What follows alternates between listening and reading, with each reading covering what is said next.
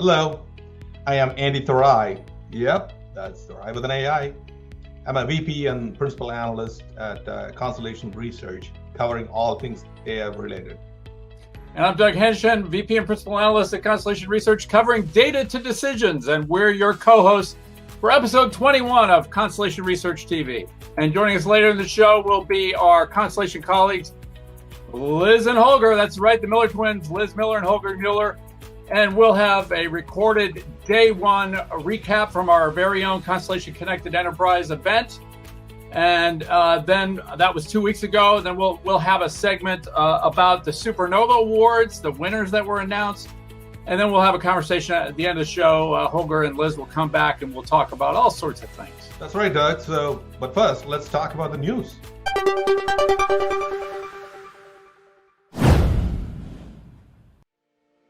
So, Doug, what's new in your world since the last episode of CRTV? Well, I'd say those crazy valuations for AI companies just keep rolling on. The latest examples, Data IQ, a $400 million round for a $4.6 billion valuation. H2O AI, a $100 million round for a $1.6 billion valuation. Of course, in the last show that Andy and I did, we were talking about Databricks, a $1.6 billion round for a $38 billion valuation. It's crazy time. Andy, what's your take on all of this? It is crazy time. And you mentioned about some peanuts of unicorn valuation, but you forgot the bigger one. DataRobot got a $300 million or $6 billion valuation. Scale AI of all got $325 million at $7 billion valuation.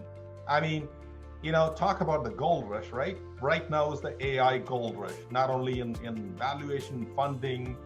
People have a run-in on for the talent, and that's another thing. Talent shortage in the AI companies. It's everywhere. So here's the thing, right? So I spoke to a few startup AI founders and asked them this question: What do you think of this? The answers, in no particular order, which I thought is interesting. One, the funding is abundant. They don't have to go around look for too far. People are lined up outside their door, outside their Zoom calls. As long as they put AI on the company, it doesn't really matter. Right. If it's actually AI, not just AI in the company. Your website has to have a .ai at the end of it, right? So, so not only funding is abundant, there's something they told me which kind of made me think. One of the things they were telling me is, taking a seed funding can be a sign of weakness and undervaluation. So these companies want to run as much as they can without taking a seed funding or without taking money for as much as they can, so they can get unicorn status whenever they need, right? And the other thing that they told me is pretty interesting is the first round funding is the most difficult because everybody wants to do a valuation, want to figure it out, if you're worthy and all that. Yeah. But once you get that, they're being pressured to take the second, third rounds because it's already vetted by someone, especially if it's someone big, right? I mean, Tiger Global is all over the place in investing in AI companies, but everybody's after them. And if they are vetted by someone else, it's blank checks galore. They're like, you know what? Take my money, take my money, take my money. Yeah, there's just too much money floating around. In fact, I saw a TechCrunch article last week that cited data from the Silicon Valley Bank that VCs are basically paying more and more money for smaller slices of less and less profitable companies. So, really safe to say we're in an AI bubble. Profit? What profit? What are you talking about? But bubble, I agree. I mean, I'm not trying to say that this is the end of AI bubble, but this is where it all starts, the crazy valuations. We'll see. Yeah.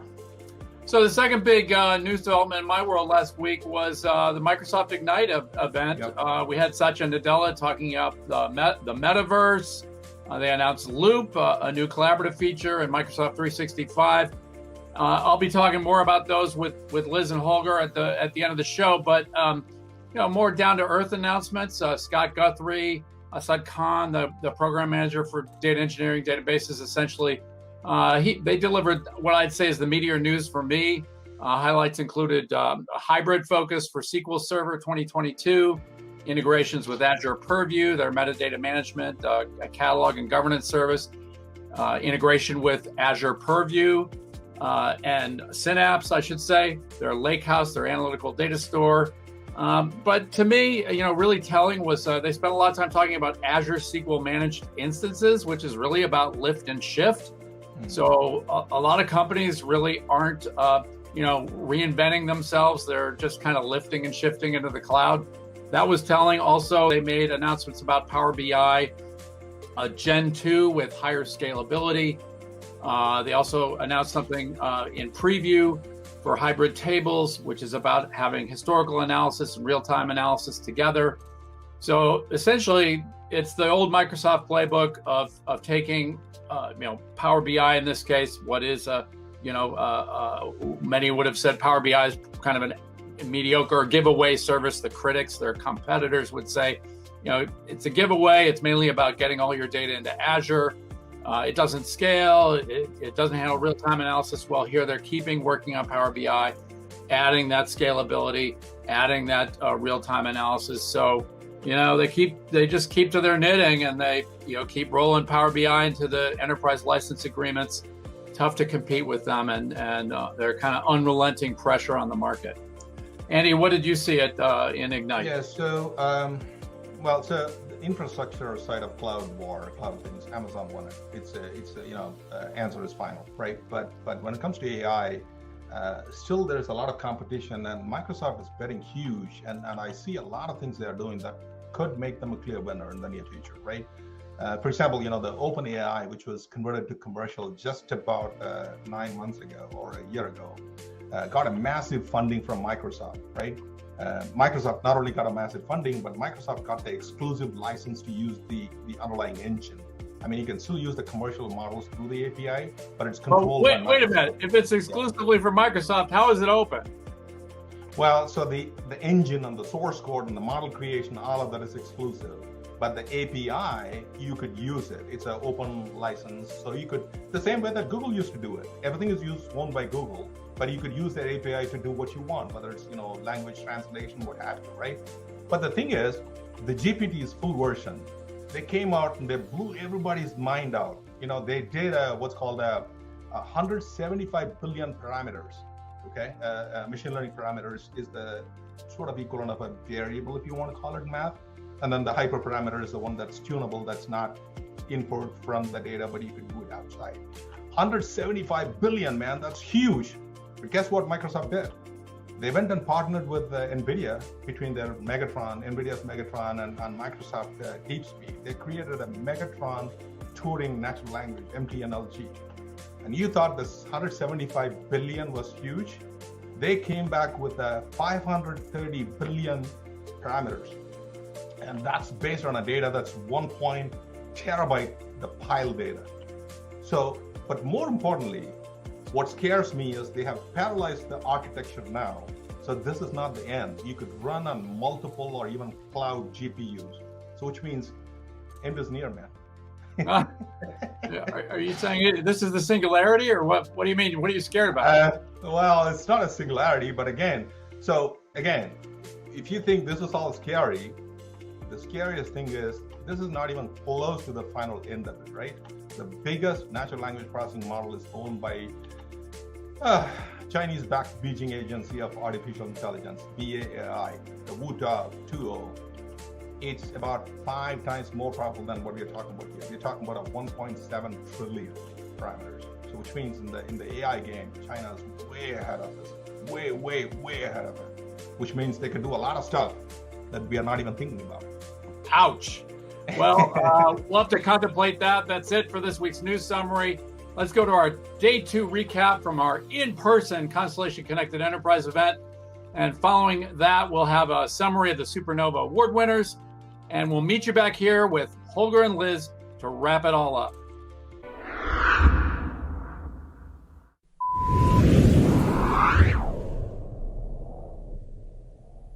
Hello everybody, it's Holger Müller live from CRTV with my colleagues Doug Henschen and Liz Miller, sharing our impressions of so far. We're basically at half mark, right? Yeah, it's like a hot take from CCE. So what stood out for you, Doug?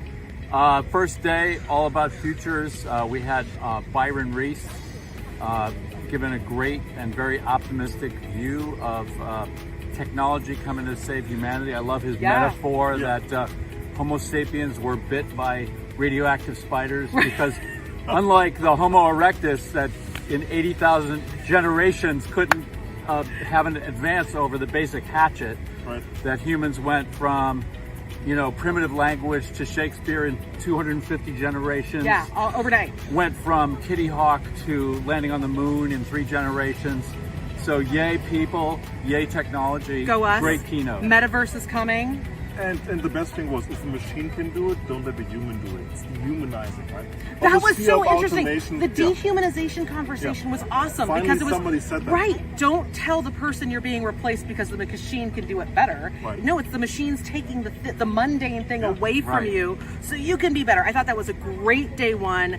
Day 2, we've really been talking about everything from Wait, CX one more to thing on day yeah. one, Okay. and his take that, hey, it's very easy for humans to foresee how technology will destroy jobs, but we're very poor at imagining all the jobs that technology will create. And his Yeah. optimistic point was that we're going to have a shortage of humans for all the jobs, and he's optimistic that we're going to have limitless energy. Yep. And even the end of things like poverty, just executional problems at this point. I thought that was great. And the fact that you end day 1 by getting a whole lobster, Yeah, can't it's not, really you beat can't that. really beat that, Sorry, you right? couldn't have been Except there. for the Because people sorry, who don't eat crustaceans. sorry right? everyone. Yeah, sorry, but Mr. Lobster. day 2, we're going to end on a high note. We're going to have S&A awards tonight. Are you excited That's about right. those? I am. 2 categories for me: Supernova awards, data decisions finalists, tech optimization. What categories do you got? Gosh, I've got next generation customer experience, and I've got marketing optimization. And I got the boring part of future of work, right? Like Diane Hinchcliffe has the He's exciting got- part, right? I just do the HR stuff. Right. Future of work. But an interesting winner for that. See, Pandemic, actual situation. I have to give. I have a winner that I don't know. I don't know how gracious I'm going to be in my awarding of it. Yeah. There might Get be it some. together, Liz. There might be Come some on. bitterness. I don't know. But Oh. tune in tomorrow where we'll give you another live update. Coming at you live from Half Moon Bay. Here we are, CRTV. This is halftime of CCE 2021, pretty much. Exactly. Halftime break. They We're can doing catch this. these on YouTube, right? Yep. There we Catch us go. Anywhere. See them You can live, catch some everyone. of these segments on YouTube if you want to know more about what we're talking about. Thanks for watching.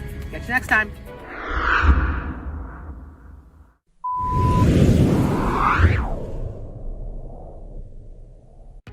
Hey, this is Doug Henschen of Constellation Research here with my analyst colleagues Holger Mueller and Liz Miller, here to share our final thoughts on our own live and in-person Constellation Connected Enterprise event, as well as other events, such as last week's Microsoft Ignite event. But let's start off where we last all saw each other in a real live and in-person event, Constellation Connected Enterprise in Half Moon Bay. So great to be back at a live event. And I guess I got to say, my take is the biggest theme was just processing the past 18 months, and I think anybody who goes to their first live event, it's going to be all about just talking about how you survived the pandemic and what is going to be the lasting impact, which was really the theme that came up at every single panel. Guys, what did you think? It was like trying to remember what to pack. Like, honestly, I spent like the first minute in Half Moon Bay realizing that I had lost all travel muscle memory and all event muscle memory. Like, I was like, what is a lanyard? Why do I have to put all these ribbons on? Like, it was just mind blowing. But then seeing people, I'm going to be honest with you guys. When I got to hug Paul Greenberg, I almost started crying because it was like, we used to get to see him every other week, and then not hugging Paul for 2 years was just ridiculous. So it was. I think you're totally right, Doug. I mean, I think that first event, you got to give yourself the opportunity to let the eventness of it all sink back in. But maybe we have to say that Paul Greenberg is the super intense hugger, right? So yes, he's probably the most huggy-duggy analyst, and we love him for that. Right? I've never gotten hugged. For people who didn't know that, right? You've never got like he hugged never Paul. hugged Doug, right? So he was wondering. I saw I guess he's not huggy-duggy. We're gonna have to figure this one out. You're not as huggy-duggy? Okay, fine. We're gonna have to solve this problem. But the other thing that I thought was really interesting was it wasn't like in 2020 when we were talking about the pandemic. There was still a sense of hey, we're getting through this. We're climbing up out of this. There was a little of that in 2020. This year, especially seeing everybody in person, it was like we did it. We went through it. we kept going, and it was really more about, okay, how do we use that as our foundation than everything that maybe we even did in like 2000 as the foundation. Like, it's almost like all of that cloud transformation, all of the hard work that everyone put in across every part of the enterprise, that becomes the foundation for the next conversation about acceleration. And so it's funny because I think like the vendors I spoke to are super excited about that. The end users, like the people who were in the trenches, were like, yeah, that sounds really great. I've been running for 2 years. Now what? You know, like it was almost like they want to see that acceleration, but there's a little bit of like, couldn't we just enjoy this for a little bit? I don't know if you guys saw that as well. We're not going to get beyond that kind of conversation for another year. I felt like, okay, it's because everybody over the next year is going to be having their first, you know, post-pandemic live and in-person event. So it'll still be the topic for some time to come. I almost was a little fatigued by that topic by the end of CCE a little bit because it came up in every panel. So it's like, how do we like get beyond it was kind of my thought. Yeah, but I think they kept talking about all Holger stuff. We're not going to get beyond it, right? So, because like you said, it's different ecosystems of people coming together. We are the lucky guys or girls who go to multiple events and they're overlapping and say, oh, this is so boring. For most of the participants, it's their first event, right? So that will be probably the theme for the first events happening. And even if someone doesn't have an event in 2021 and 2022, it's going to be in 2023. It's going to be the same thing, right? Because we're so used of going to the conference. We're so used to have the in-person fabric and interaction quality and miss it, right? Knowingly or not knowingly, right? And all the muscle memory comes back, even if it's hard to know what to pack and which TSA lines to go and so on. But yeah, for me, the key takeaway was it was really about doing things and figuring out how to do the best thing. Of course, love what you said, Liz, with acceleration. Enterprise acceleration is my buzz. Research. That's what I'm saying. It's like next year is going to be like the year of Holger, and I'm a little worried about that. Like, I'm a little concerned that like 2022 might be the year of Holger, because it, like, everyone kept saying the word, like everyone was saying, like, how do I go faster? How do I accelerate? But it wasn't like, how do my teams? It's like, how does my business accelerate? How do I get my applications to accelerate? How does the cloud accelerate? And I was like, oh, damn, Holger's going to be talking a lot next year. Well, but the secret is, right, this has been going on all the time already. We just weren't aware of it, right? Because you see things are moving faster and people are getting more productive, right? You see it in the US economy, right? 5 million less people employed, and we're still 8 or 9, 11% more productive, right? How on earth can that happen, right? It's technology. It's been technology all the time, and that's what we cover. All right, speaking of tech, let's move on to topic 2, Microsoft Ignite. Satya Nadella chiming in on the Metaverse. I thought he gave a pretty cogent explanation, a new platform layer, bringing people, places, and things together, embedding the digital world into the physical spaces and the physical world into the digital universe. Your takeaway on the Metaverse or Microsoft Ignite? The Metaverse. I always feel like anytime says the word, there should be like a poof of like glitter that comes out from someplace, like the Metaverse. But no, I totally agree with you, Doug. I really liked his explanation, because I think that a lot of people are struggling with the concept of what is the Metaverse.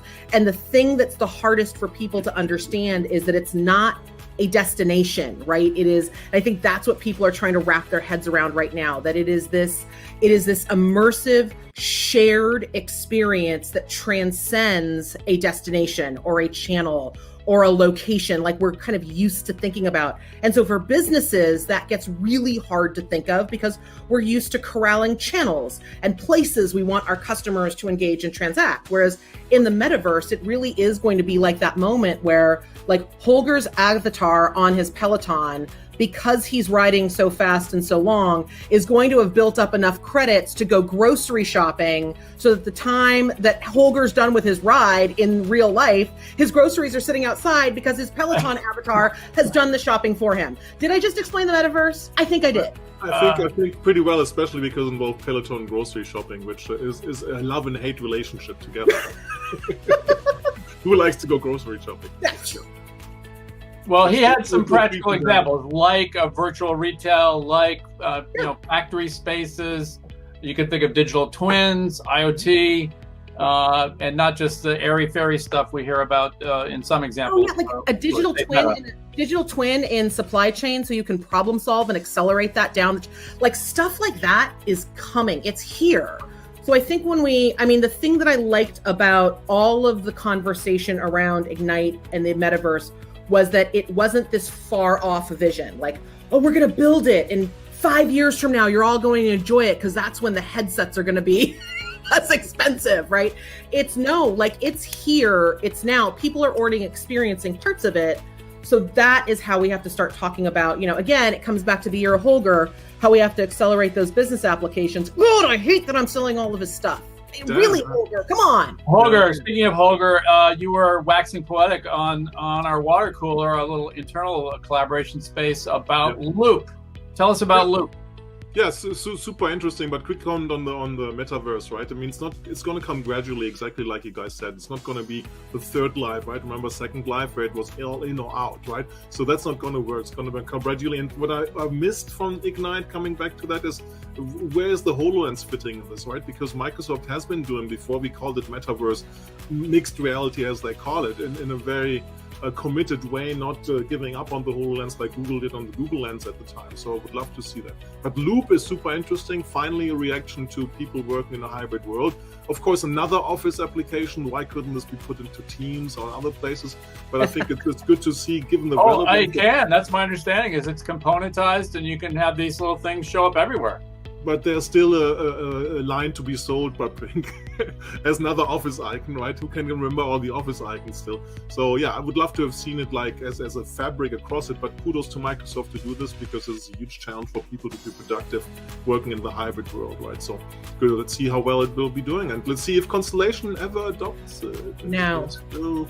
From that company that Microsoft acquired before they started Teams, not to mention. Our subject.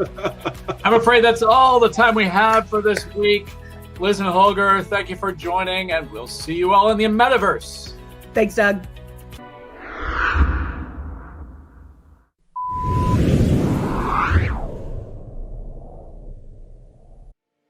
Hey folks, Doug Henshin, Constellation Research. You've probably heard about our Constellation Connected Enterprise event held each year in Half Moon Bay, California at the Ritz-Carlton Hotel. Well, we were off last year in 2020 due to the pandemic, but we are on again this year, 2021 in October. And as always, the highlight was the Supernova Awards Gala, because that's where we announce the Supernova Award winners. And this is the 11th edition of the Supernova Awards. We want to thank the more than 80 companies that submitted nominations, as well as the 36 independent influencers and thought leaders who served as our judges and helped us narrow things down to 38 finalists. So without further ado, here are the 9 Supernova Award winners of 2020-21. Now in the data decisions category, the winner is the United States Air Force Rapid Sustainment Office, represented by Sean Q. Morris. Now, the mission of the Sustainment Office is to keep aircraft flying, and about 70% of that cost is tied to the interplay of aircraft maintenance with supply chains, transportation, engineering, data management, safety, and personnel considerations. Now, working with C3AI, the Rapid Sustainment Office developed and deployed an AI-based predictive maintenance application. And as of March 2021, that application had been rolled out to 12 aircraft platforms, with plans to onboard 9 more for active monitoring of more than 3,000 aircraft. And the Sustainment Office expects savings as much as 5.5 billion with a B annually once this application is deployed across the fleet. In the AI and Augmented Humanity category, the winner is Midwest Wheel Companies, represented by Steve McEnany, VP of Marketing and Technology. Now, this truck part and accessory distributor developed an AI parts recommendation engine applying machine learning algorithms to 3 years of historical customer order data in a data lake platform provided by Infor. Now, the engine, the recommendation, automatically recommends all parts associated with certain types of repairs, as well as cross-sell and upsell recommendations. So it uses closed-loop learning to improve the accuracy of those recommendations. And as a result, the company has increased its sales. It's reduced the time required to process sales orders by 30% because they're not constantly looking up associated parts. And that's been a big improvement in customer experience and satisfaction, knowing that they're going to get everything they need for a given repair. They won't have to go back and order something that was missing from the order. So a big win there. The winner in the data-driven digital networks and business models category is Alf Cherry. He's the CIO at Commercial Engines and Services, part of GE Aviation. So at GE Aviation, they put a next-generation analytics platform at the heart of the business. And enabled by this dynamic diagnostics and analytics ecosystem, GE Aviation was able to cut operational engine disruptions by 56%, decrease required engine overhauls by 15%, add 12 days of utilization of each engine before service removal, and increase the accuracy of true positives, meaning diagnoses of required maintenance, by 33%. The winner in the digital safety, governance, and privacy category is Excel KKR with Neil Kimber as principal. Now, at Excel KKR, they started to see a disturbing trend, namely their portfolio companies were literally under attack as cyber breaches and attacks had increased over an 18-month period. Now, it used the NIST cybersecurity framework as the basis for building an assessment tool for portfolio companies to measure their cybersecurity maturity.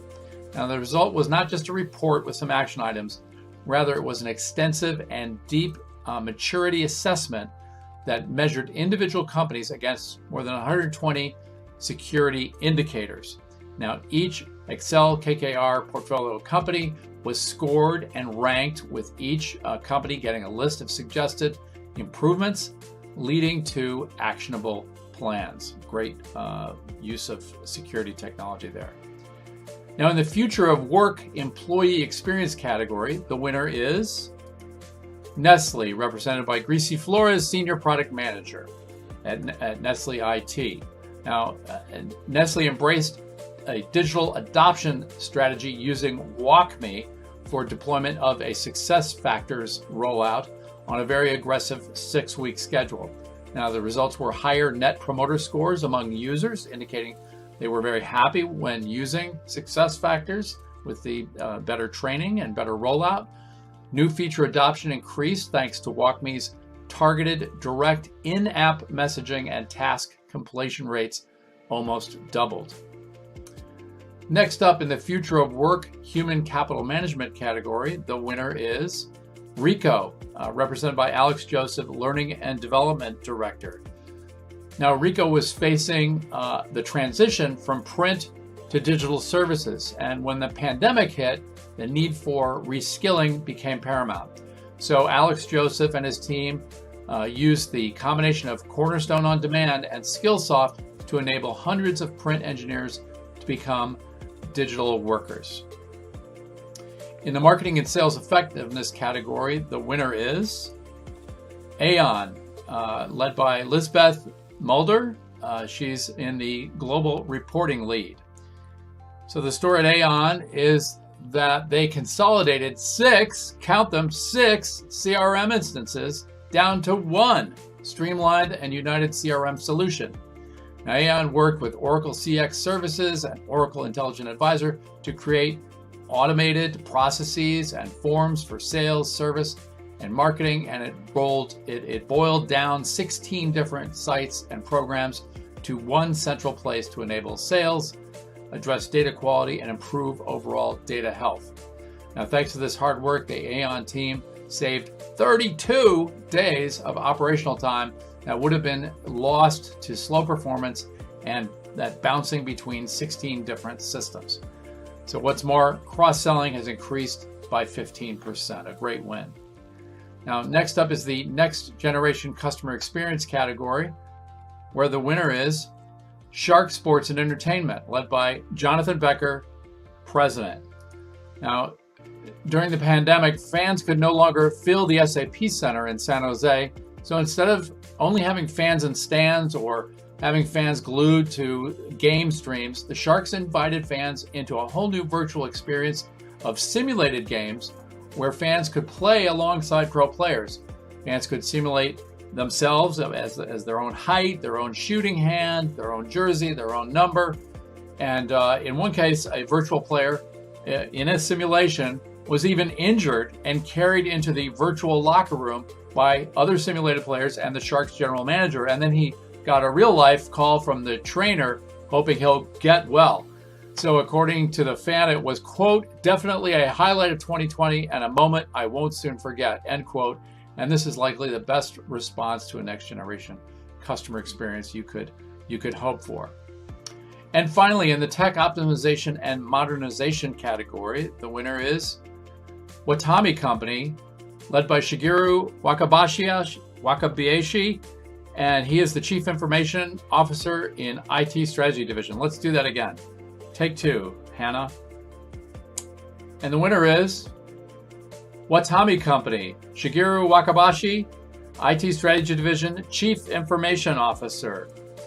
Now, Watami Group's patchwork of complex legacy systems couldn't accommodate new data-focused business strategies for reforming merchandising, digitizing raw material and product inventory, improving order forecasting, and enabling food transparency and traceability, all tall orders.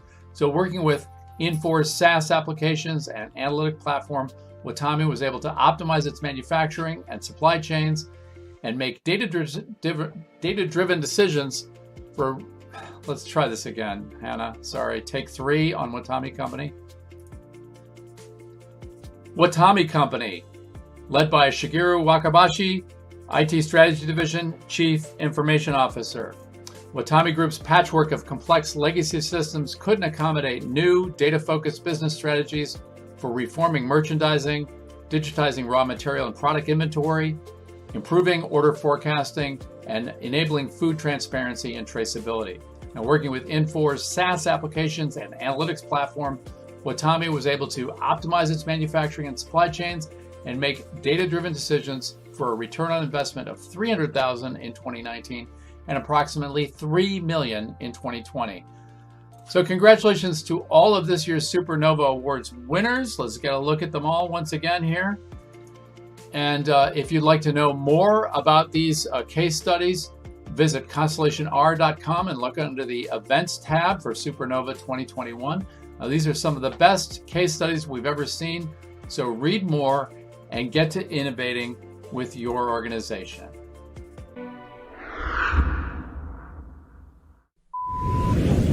Well, that's a wrap on episode 21 of CRTV. Get set for our next episode coming soon.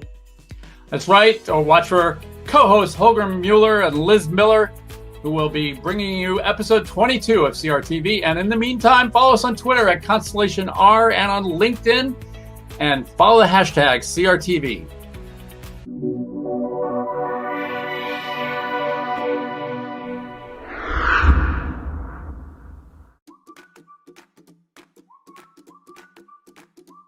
Ever think of facing that window so you get the light on your face? Yeah, it's not easy to do that. Hey, this works, man. That's fine. That's my portal to the next world. I assume it's good. Hey, switch sides though. Here we go again. Let's try it. You want to go? Yeah. 2 topics, Andy. We got to just focus on 2 topics. Dude, you are the one who was talking the most. I like talking the most. Stop blaming me. It's your fault. All right. 3, 2. Oh, wait. What? Hannah. Dog Andy. I could record that again. Okay. So, what do you want me to say? Now that the big guys are here, am I being kicked out? There she goes with her Wipro light. Yes. I've got 4 of them. I'm not kidding you. All right, leaving. On painkillers. I'm on caffeine. This is going to be. There we go. No! Ah! We look fine. Oh my gosh. All right. Have a great Thanksgiving. Be safe while traveling. Bye.